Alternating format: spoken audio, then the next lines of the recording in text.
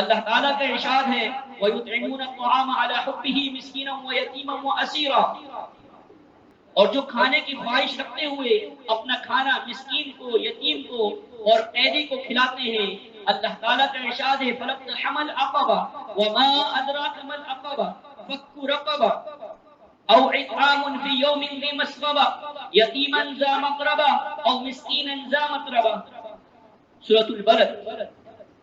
لیکن وہ گھاٹی سے ہو کر نہ نکلا، اور اے رسول آپ کو کیا معلوم کہ گھاٹی کیا ہے؟ گھاٹی یہ ہے کہ غلام کو آزاد کرانا، یا بھوک کے دن کھانا کھلانا، رشتہ دار یتیم کو یا خواب نشین محتاج کو۔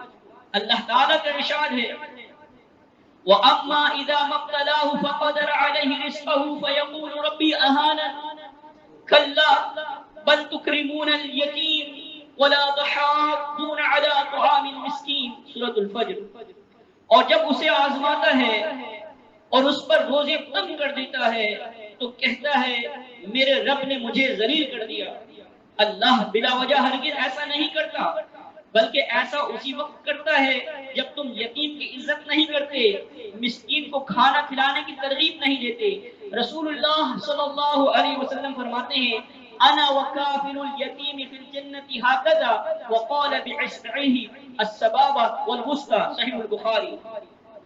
میں اور یتیم کی کفالت کرنے والا جنت میں اس طرح ہوں گے، آپ نے اپنی دونوں انگلیوں یعنی انگشت شہادت اور بیچ کی انگلی کو ملا کر بتایا۔